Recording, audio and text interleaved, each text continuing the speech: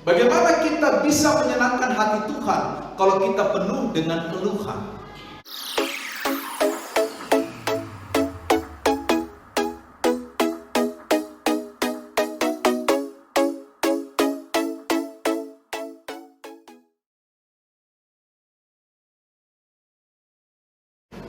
Shalom. Ya, puji Tuhan ya, pagi hari ini kita bersyukur Tuhan memberikan kepada kita kesempatan yang baik untuk kita bisa mendengarkan firman Allah, memuji dan memuliakan Tuhan secara bersama-sama.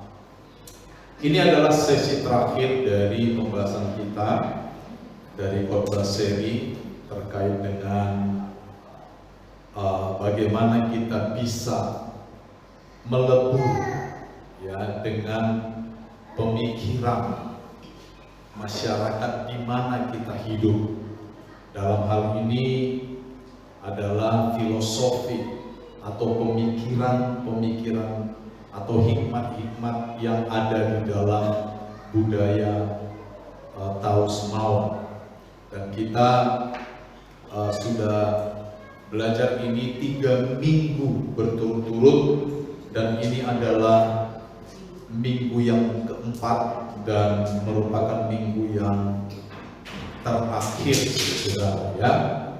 Nah, minggu ini atau pagi ini kita akan belajar ya terkait dengan ekspresi kesenangan atau kegembiraan atau yang kita sebut sebagai kameri kamore saleng senyaman ate. Ada ekspresi kegembiraan, ada ekspresi bagaimana kita bisa menyenangkan orang lain, tetapi di dalam definisi tertentu. Itu nanti akan kita bahas ya. Nah, lalu selanjutnya di puncak dari pembahasan kita akan membahas kualitas masyarakat atau kualitas kehidupan yang diidealkan. Ya, kalau saya bicara yang diidealkan, yang seharusnya.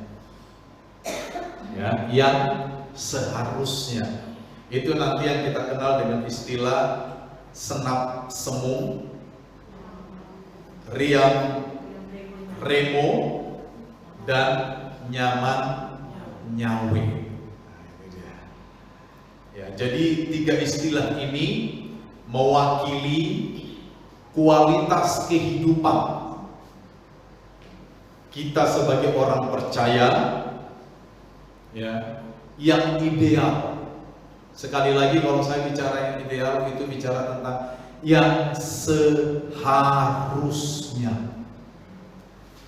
Ya, jadi nanti kalau kita ketemu orang-orang percaya di luar sana atau kita sendiri tidak seperti yang kita bahas, berarti kita belum ideal. Itu dia ya. Nah, sekali lagi kalau kita mengarah kepada tujuan khotbah ini ya, masih tetap bahwa sebagai orang percaya kita memiliki pengetahuan terkait dengan nilai yang dianut oleh masyarakat di Tanah Sumbawa ini. Diharapkan kita bisa melebur, bisa blended dengan nilai-nilai tersebut, saudara. Kita bisa berinteraksi, tetapi dengan tetap menjunjung tinggi firman Allah sebagai dasar utama pembentukan karakter kita sebagai orang percaya. Ya, itu artinya kalau ada nilai-nilai atau filosofi-filosofi yang nanti kita temukan di luar sana tidak sesuai dengan dasar firman Allah, maka kita tidak harus menghidupi nilai tersebut. Artinya dalam hal ini firman Allah tetaplah menjadi sumber otoritas pertama dan utama. Nilai-nilai yang ada di dalam kehidupan, dalam konteks kita, dalam kehidupan berbudaya di tengah-tengah konteks budaya Sumbawa, tentu saja lahir dari pemikiran atau olah pikir para pendahulu kita. Dan saya sangat percaya ketika mereka mengalami proses olah pikir, Tuhan terlibat di dalam proses itu. Itu yang dinamakan dengan proses iluminasi, ya, pencerahan. Makanya di dalam budaya kita secara umum orang Indonesia, kita juga mengenal yang namanya peribahasa, betul? Itu pun merupakan proses olah pikir yang harus kita perhatikan, ya. Dan tentunya sisi misiologisnya adalah supaya kita bisa tetap berdampak, ya, bisa tetap berdampak.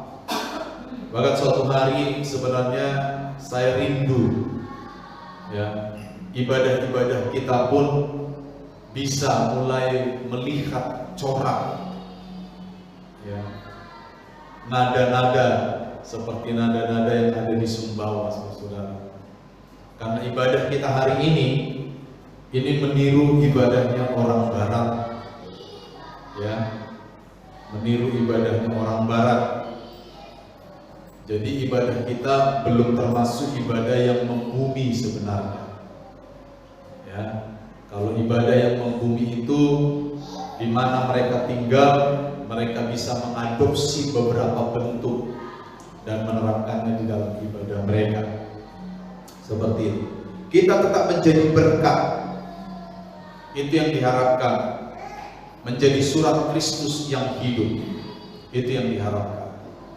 Matius pasal 5 yang menjadi dasar pemberitaan firman Tuhan dalam 4 minggu ini, ayat 16, demikian pula hendaknya terangmu bercahaya di hadapan orang, supaya mereka melihat perbuatanmu yang baik, lalu memuliakan Bapamu yang di sorga. Jadi ini adalah ultimate goal-nya atau target akhirnya. Kenapa kita belajar dalam 4 minggu ini terkait dengan filosofi ini? Supaya kita sekali lagi tidak menjadi orang asing di tanah Sumbawa, ya, tidak menjadi orang asing di tanah ini. Karena kita hidup, kita diberkati, kita dapat makan, kita dapat minum, kita dapat beribadah itu di tanah Sumbawa. Sepakat saudara ya? Nah, kita harus menjadi berkat buat tanah ini. Dan salah satu jalan agar kita bisa menjadi berkat, kita tahu nilai-nilai yang terkandung dan kita bisa menjaga nilai itu. Selanjutnya juga kita bisa berinteraksi, melebur dengan nilai-nilai yang ada. Ya, saya pikir itu pendahuluannya. Di awal kemarin kita sudah belajar yang pertama tentang tugas dan kerja manusia di bumi.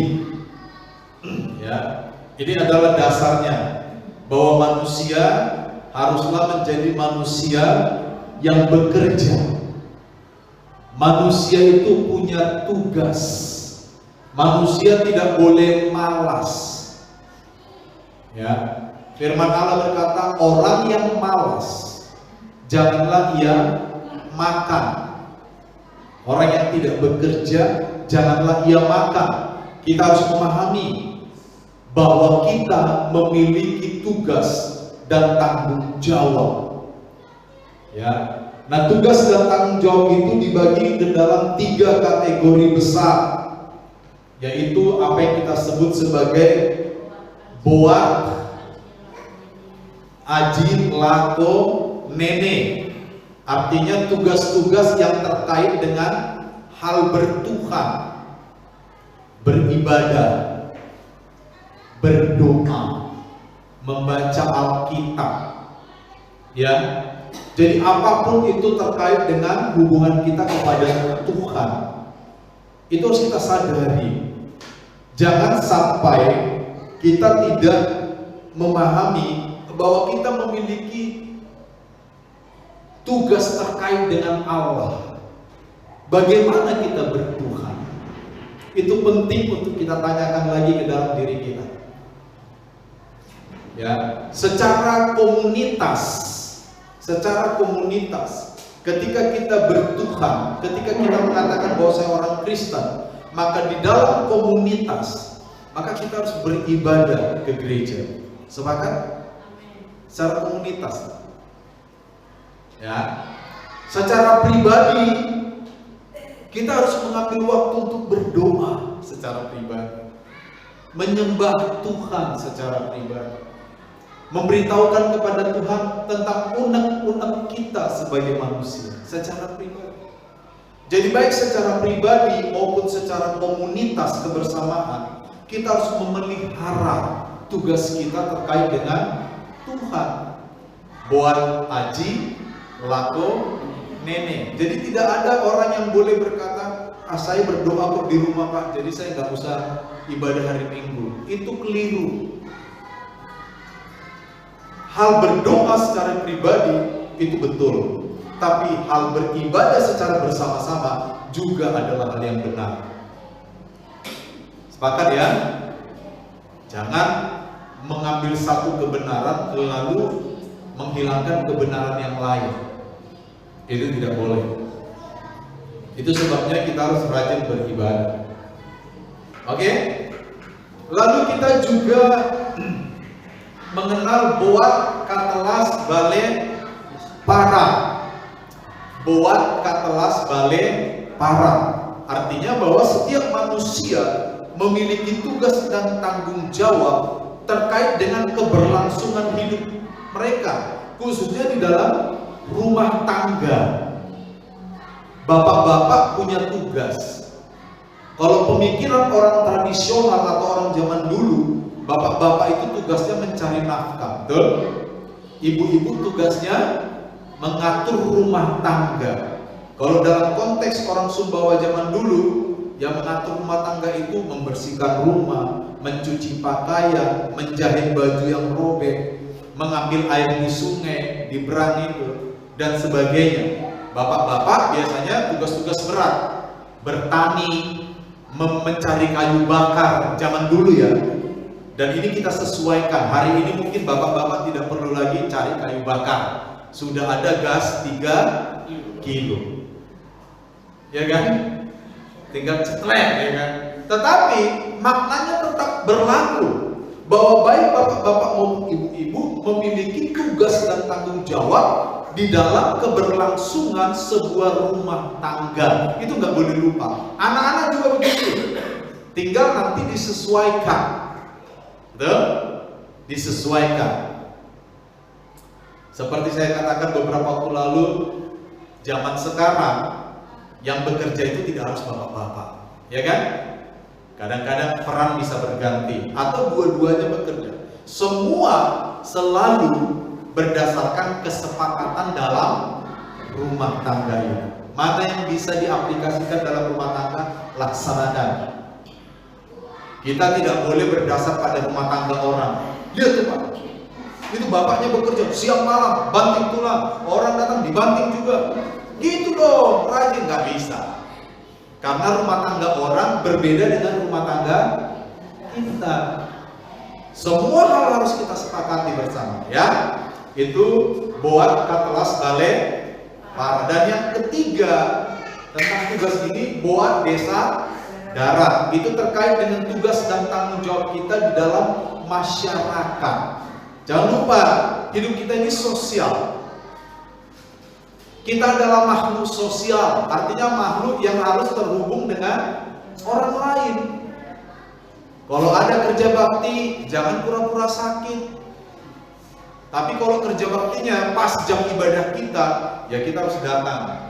Maaf Pak, saya ibadah dulu. Jangan alasan, Pak gak ibadah, ada kerja bakti. Ada prioritas itu. Mengerti ya? Ada prioritas, kita harus berani datang. Ini jam ibadah kami Pak, mudah-mudahan nanti cepat selesai. Begitu kita selesai ibadah, kerja bakti masih berlangsung, kita ikut. Betul? Atau kita ambil peran lain, seperti saya dulu. Di sini kita pas jam ibadah jam 8 kerja bakti orang-orang. Saya nggak ikut, saya bilang sama Pak RT maaf kami ada ibadah. Nanti setelah ibadah baru kerja bakti. Oke Pak katanya. Mereka sudah bekerja 2 jam, saya pikir supaya membeli hati mereka, ya kan ya? Membeli hati mereka, tak belikan minuman enak. 1 kardus besar, saya tarik mereka. Damai dah hati mereka, saya ikut kerja bakti juga setelah ibadah selesai. Begitu caranya, ya kan? Jadi kita tetap berperan. Kalau ada kematian atau ada undangan pernikahan, datanglah. Betul? Khususnya di lingkungan di mana kita ada. Kalau saudara di jauh-jauh sana yang nggak datang nggak apa-apa, tapi khusus di lingkungan di mana kita ada, kita harus berperan aktif. Sepakat ya? Itu tentang tugas. Lalu kita sudah belajar ya tentang ekspresi tok dan ilah. Bagaimana kita harus menyadari bahwa manusia itu harus mengekspresikan keberhargaan. Kita harus tahu diri dalam pengertian yang positif ya. Supaya kita bisa terus bertahan, survive hidup dengan baik, kita harus mengenal siapa diri kita. Kita harus tahu siapa diri kita. Kita harus tahu bagaimana kita berperan dengan orang lain. Kita harus tahu bagaimana dekat dengan orang lain atau bagaimana mengatur jarak dengan orang lain. Kita harus tahu kapan harus ikut campur urusan orang lain, kapan tidak usah ikut campur urusan orang lain. Istilah-istilah hari ini sebenarnya lahir dari kegelisahan. Seperti istilah kepo. Itu kan lahir dari kegelisahan kan? Gelisah karena ada orang yang terlalu ikut campur urusan orang lain. Keluarlah istilah kepo. Ya kan? Kepo. Banyak istilah-istilah sekarang itu justru lahir dari kegelisahan, dari sisi negatif. Tok dan ilah mengajarkan kita bahwa kita harus mengenal diri kita. Secara ekonomi kita harus mengenal diri kita. Berapa pendapatanmu sebulan? Kalau pendapatanmu 2 juta, engkau punya anak 2 atau 1, harus kita pintar mendahulukan mana yang penting. Mana lebih penting? Beras untuk sebulan atau pulsa untuk sebulan? Dua-dua penting, tapi saya tanya, mana yang lebih penting? Saudara punya kuota untuk apa ini? Live IG, live Facebook, live yang lain. Tapi nggak punya beras. Mana yang lebih penting, beras atau kuota? Beras. Kalau harus memilih, dua-dua penting. Dua-dua penting, tapi kalau kita bicara lebih penting yang harus didahulukan, ya beras dong. Jangan nanti kita bisa live IG, Hai guys, habis hai guys, belum makan, langsung kena GERD. Ingat ya, kemarin suaminya Prita Laura bulan 2 lalu sehat sekali, kena GERD langsung mati. Tahu GERD? GERD itu asam lambung. Padahal sehat, orang Kristen, makanya saya tahu. Tahu Prita Laura ya, pembawa acara di TV. Hati-hati tuh, kalau ada asam lambung tuh jangan dianggap enteng. Kalau dia udah naik ke paru, ke jantung, susah diselamatkan. Ya, makanya diatur diri ya. Itu dia. Hai guys, tapi asam lambung karena nggak makan, jangan. Lebih baik beli beras walaupun bulan ini tampaknya kuota nggak bisa dibeli. Itu namanya tahu diri. Betul? Ada tok dan ilah kita. Kita tahu diri ketika kita berhubungan orang lain. Malu dong kalau bikin salah, betul? Malu dong kalau kita nggak aktif secara positif. Malu dong. Ada rasa malu yang positif dong. Ya kan? Gitu dia. Lalu kita juga belajar ekspresi yang kemarin minggu lalu. Ya, ada yang pertama bau marwah dengan dan bau batang ke dengan. Ini ekspresi kesederajatan manusia. Saya sederajat loh dengan mereka. Saya diciptakan loh segambar dan serupa dengan Allah, segambar dan serupa dengan Allah. Oleh karena itu, karena kami sederajat, saya tidak boleh memandang orang lain lebih rendah dari saya. Ya, saya tidak boleh memandang orang lain lebih rendah dari saya, itu nggak boleh. Jangan karena uangnya lebih sedikit, lalu kita memandang dia lebih rendah. Firman Allah mengajarkan kita sebaliknya. Mereka-mereka yang tampaknya kurang dari saudara, justru mereka lah yang harus lebih diperhatikan. Makanya kadang-kadang nih ada kekeliruan di dalam jemaat nih. Ada jemaat yang protes, Pak, saya kok nggak pernah dikunjungi ya, padahal saya jemaat lama loh. Ya justru karena Anda jemaat lama itu kayaknya kurang perlu dikunjungi. Karena Anda harusnya sudah bertumbuh dengan baik, betul? Betul? Saya mau tanya, kalau saudara tanam pohon mangga, waktu saudara baru tanam, teratur nggak disiram? Teratur. Kenapa teratur? Ya, tumbuh bagus. Karena masih dia butuh kan? Butuh perhatian disiram. Karena akarnya belum kuat, akarnya belum mampu mencari sumber air sendiri. Jadi harus ada bantuan dari atas disiram. Sampai usia tertentu itu mangga. Apakah saudara kalau mangga sudah besar, udah berbuah, lalu tetap disiram tiap pagi? Hah? Saya mau tanya, jujur aja jawab saya. Masih perlu disiram tiap pagi itu mangga? Kenapa? Ya, akarnya sudah memiliki kemampuan mencari air. Begitu pula jemaat. Makanya salah sendiri. Kenapa nggak bertumbuh sudah lama? Betul nggak? Begitu-gitu aja masih tersinggung, ya kan? Masih gampang ngambek, ya kan? Masih ini dan itu, ya kan? Padahal jadi jemaat sudah 19 tahun dari awal gereja ini mungkin didirikan, atau sudah 10 tahun, atau sudah 5 tahun. Ukuran duren kalau 5 tahun udah berbuah sangking. Betul nggak? Harusnya buahnya udah bisa dipetik tuh. Tapi karena kita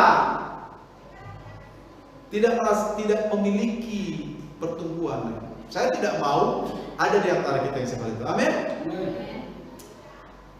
Ketika kita bertumbuh, kita mengerti bahwa kita sederajat, kita punya potensi yang sama untuk bertumbuh.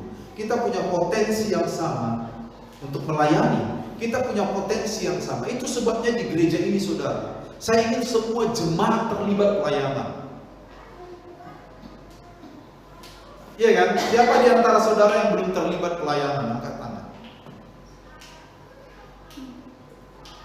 Yang di sini kayaknya udah semua ini.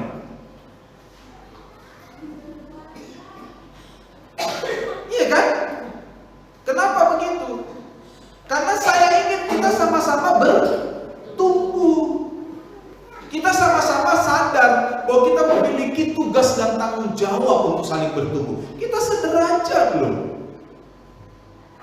Sepakat ya? Jangan pandang orang lebih rendah, jangan pandang orang lebih tinggi. Nanti kalau datang orang bawa mobil ke sini, masuk jemaat ini lalu cerita, nggak perlu, perlakukan aja biasa.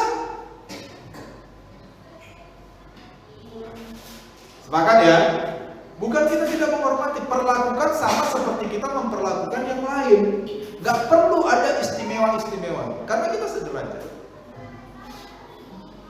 Sepakat?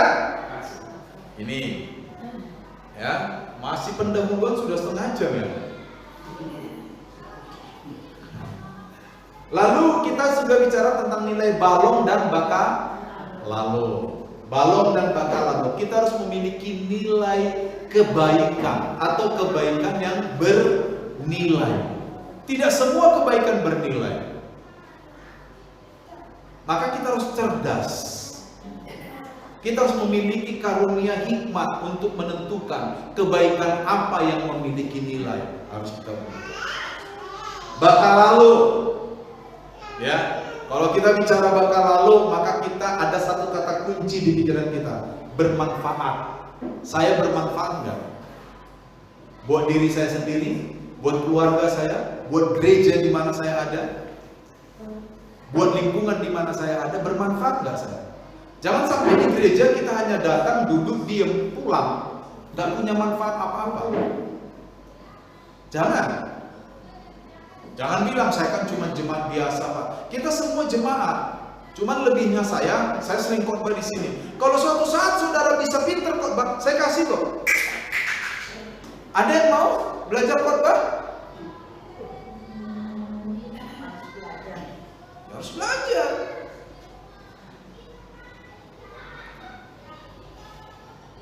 Itu namanya bakal lalu, bermanfaat. Saya bermanfaat loh. Ya. Dan hari ini kita akan membahas tentang ini dia. Kamore, saling senyaman hati. Ini adalah ekspresi kegembiraan.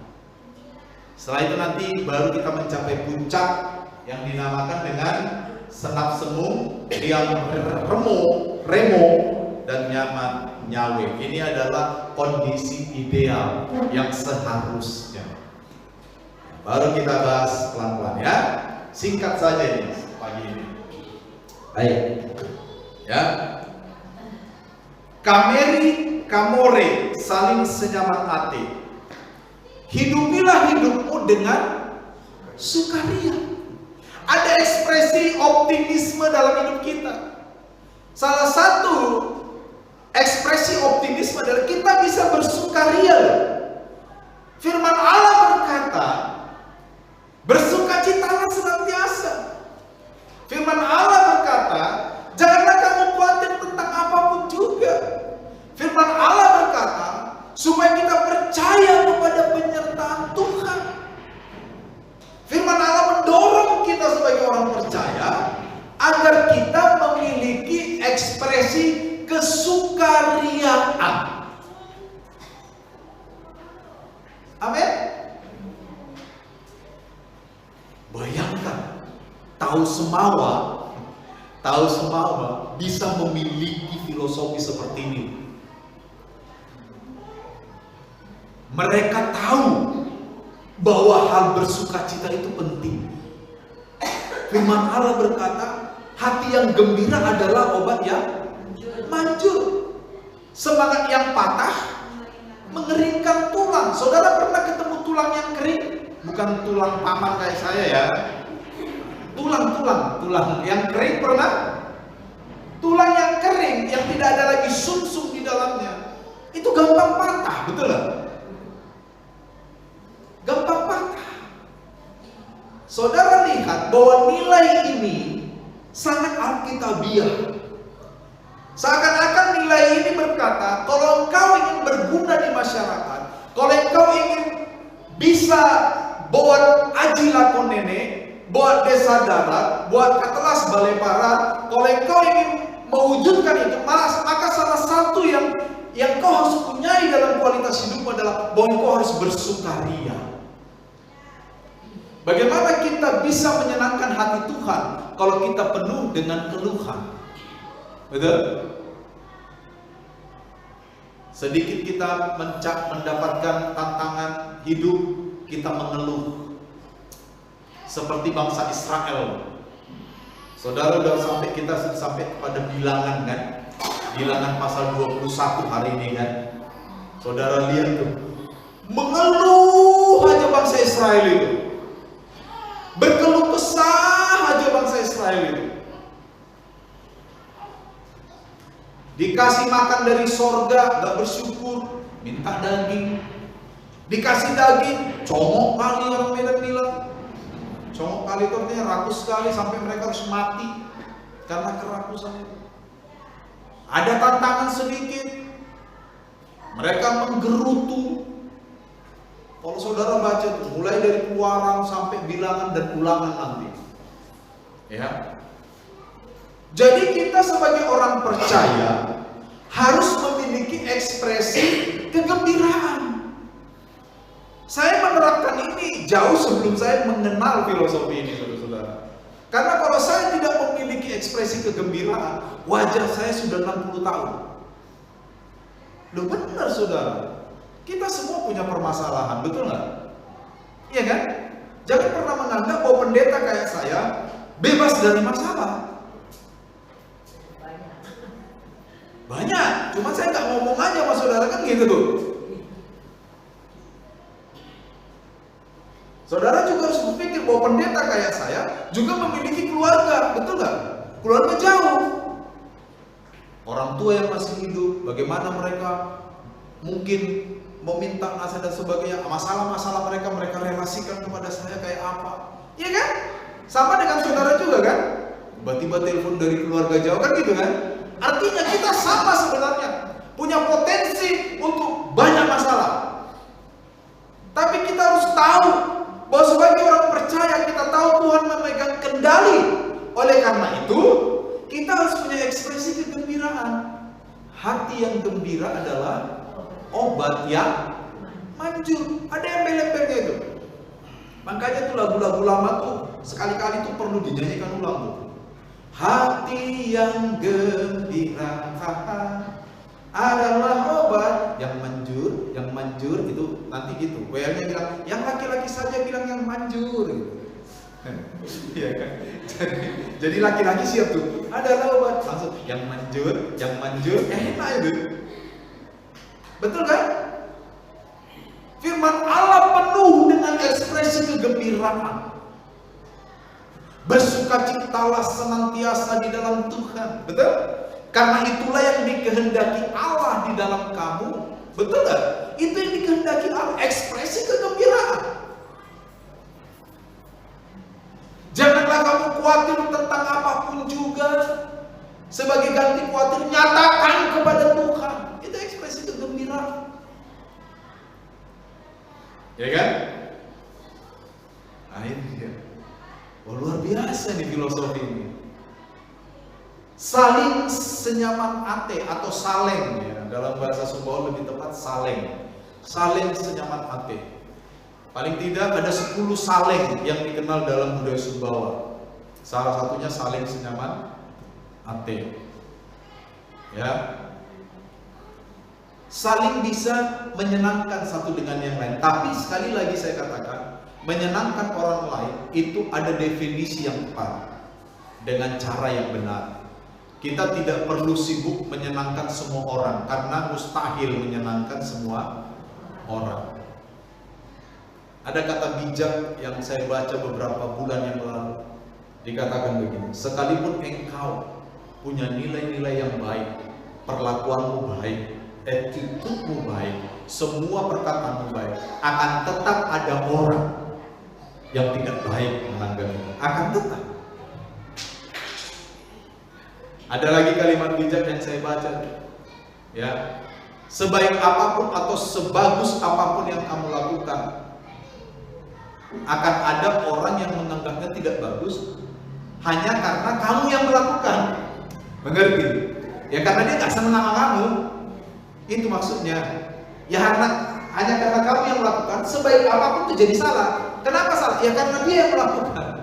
Padahal baik perbuatannya. Dan itu terjadi di dunia nyata, betul gak?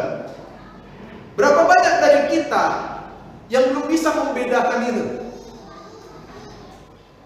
Makanya sering saya katakan, kalau engkau marah terhadap seseorang, marahlah terhadap apa yang dia lakukan. Marahlah terhadap apa yang dikatakan, bukan marah kepada orangnya. Karena suatu hari, orang yang hari ini engkau marah terhadap dia atau engkau anggap salah, suatu hari dia akan mengeluarkan kata-kata yang benar, betul gak? Tidak selamanya dia begitu kan? Itu ekspresi optimisme. Kita nggak bisa bilang bahwa oh salah orang ini, oh sampai mati dia akan begitu. Nggak bisa itu, nggak boleh keluar dari mulut kita begitu. Nggak boleh. Karena suatu hari, sejahat apapun seorang maling, dia tetap mencintai anaknya, betul? Iya kan? Itu nilai yang baik, walaupun di sisi lain dia maling gitu. Mengerti maksud saya? Nah, kita anak Tuhan harus memiliki sifat atau pandangan yang seperti. Kalau kita memiliki itu, saudara, nyaman hati, ya kan?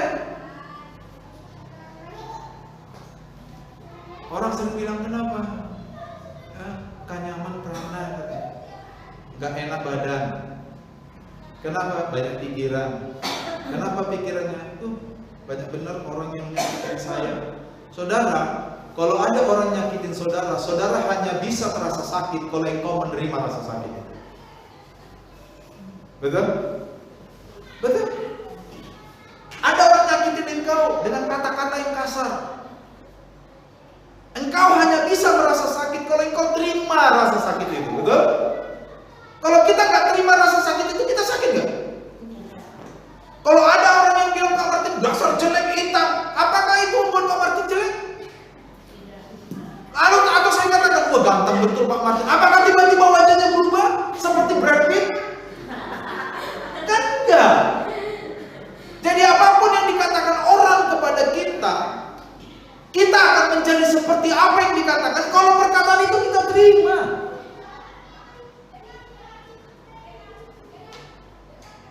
Kalau saya enggak.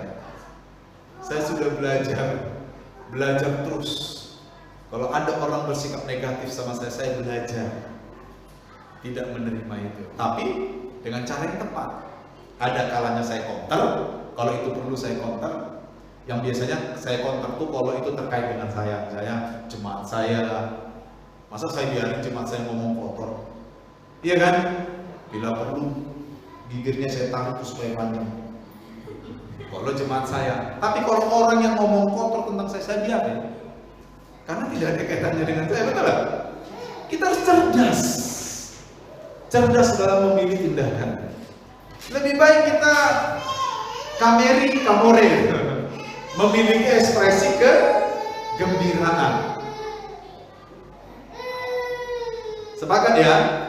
Nah, ini udah. Sekarang kita pergi kepada hal terakhir. Ya. Ini dia. Keluarga dan masyarakat yang senap semu, nyaman nyawe,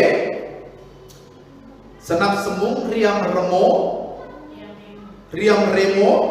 nyaman nyawe. Yang ideal tadi. Kalau kita memperhatikan semua yang kita bahas dari bawah itu ke atas, maka diharapkan kita menjadi pribadi yang senap semu, riam remo, dan nyaman nyawe. Saudara, saya sudah teliti ini. Ini materi tesis saya untuk S2. Nilai-nilai yang terkandung dalam senap semu, nyaman nyawe, dan riam remo itu identik dengan nilai-nilai shalom dalam pemahaman Kristen.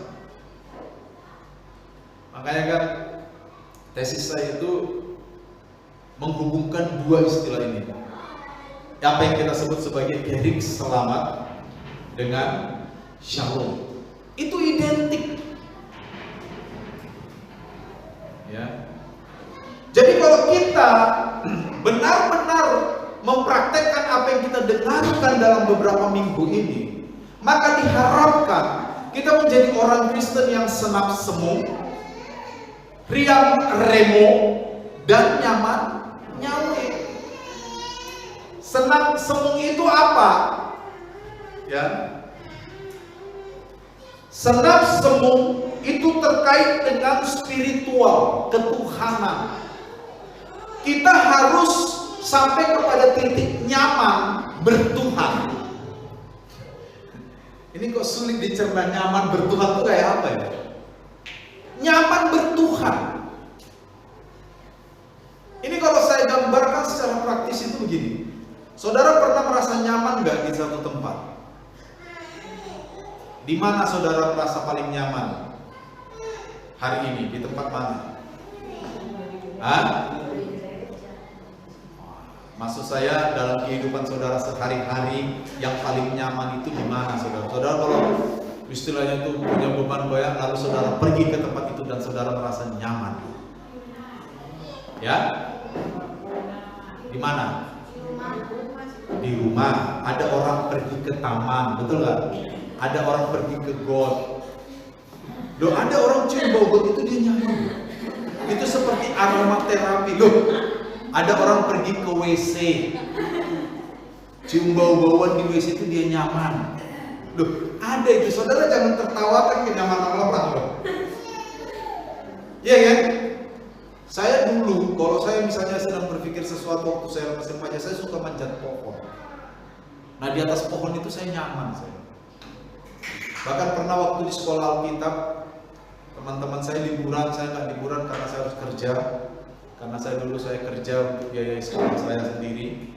Jadi karena sumpahnya di kampus cuma bertiga dengan kampus luas itu, saya manjat pohon dan saya bawa gitar di atas pohon jambu.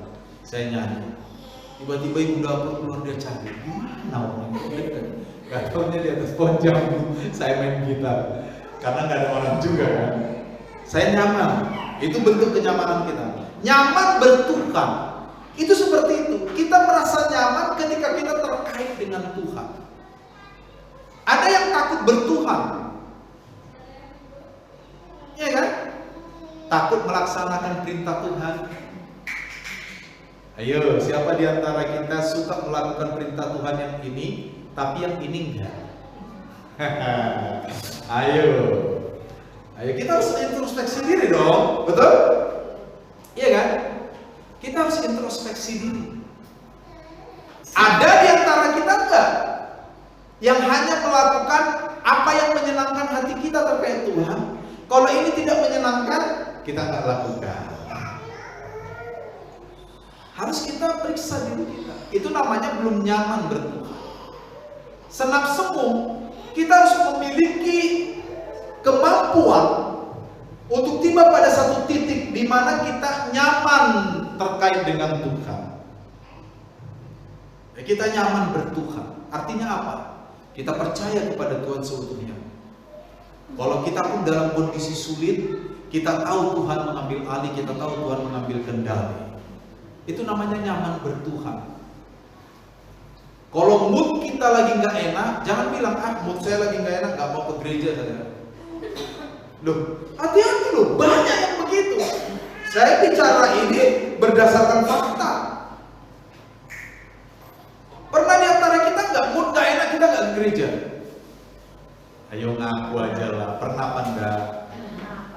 Bagaimana kalau Tuhan pas moodnya nggak enak ya? Mood saya nggak enak nih, lelah saya sama anak saya ini. Bosan napas sudah 1 jam aja. Hati-hati juga.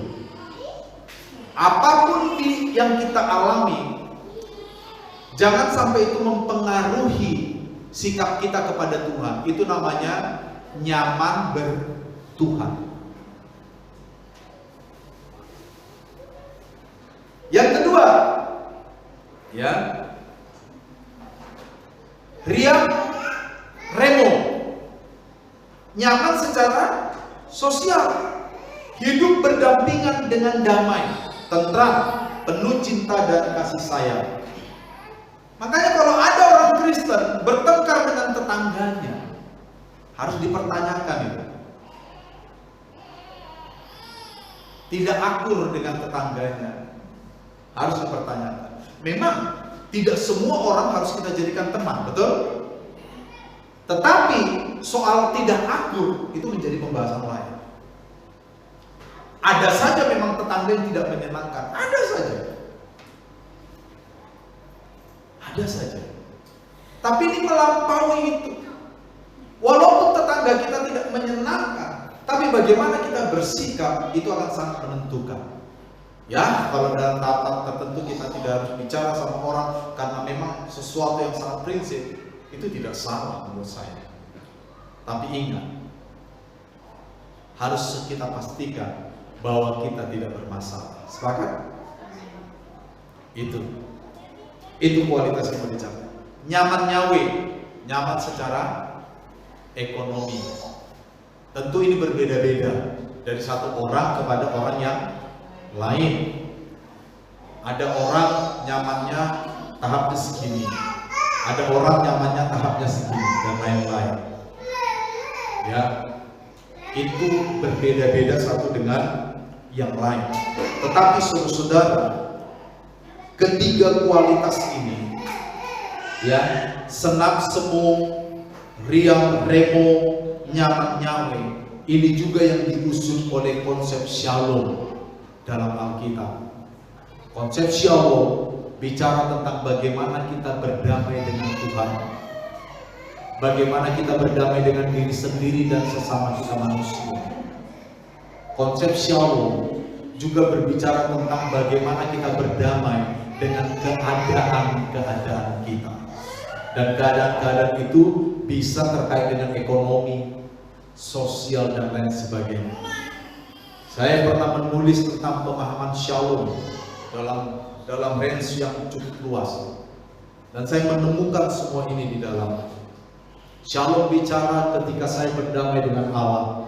Itu sebabnya waktu kita masih berdosa, Tuhan mendamaikan kita dengan Bapa. Itu shalom yang bicara. Shalom bicara tentang bagaimana kita bisa hidup damai dengan sesama manusia. Makanya hukum pertama, kasihlah Tuhan Allah. Hukum kedua yang sama dengan itu katanya, kasihilah sesamamu manusia.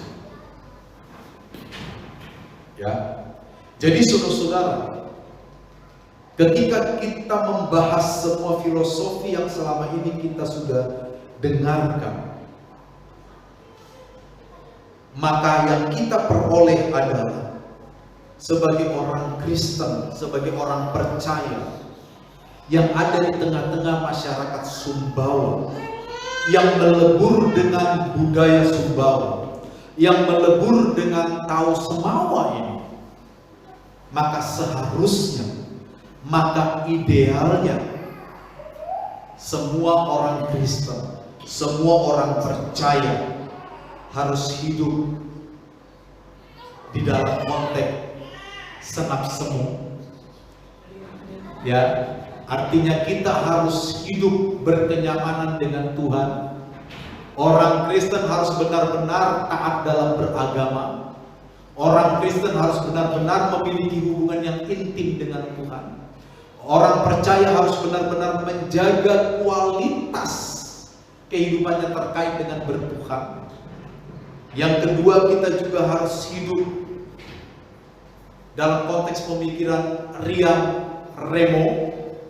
Artinya kita harus berdamai dengan orang lain di sekitar kita. Kita harus hidup penuh dengan damai sejahtera dengan tetangga, dengan masyarakat di mana kita ada.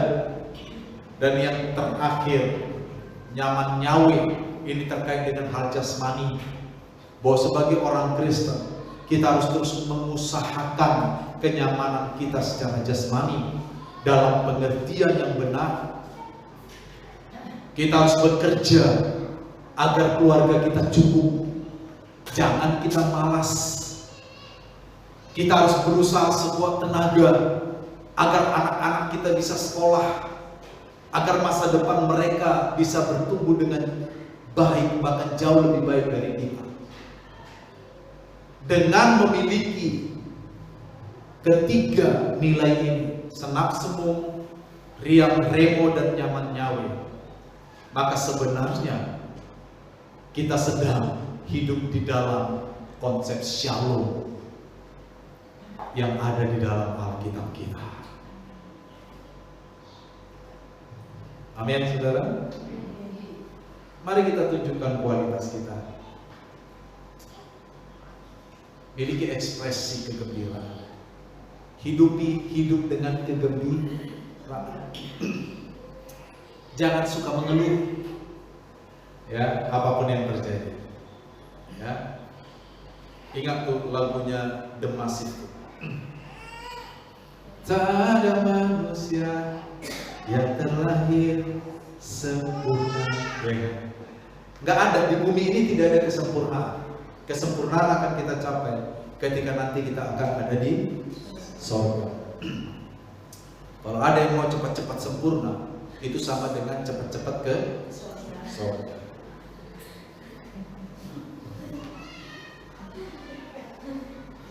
Tuhan memberkati.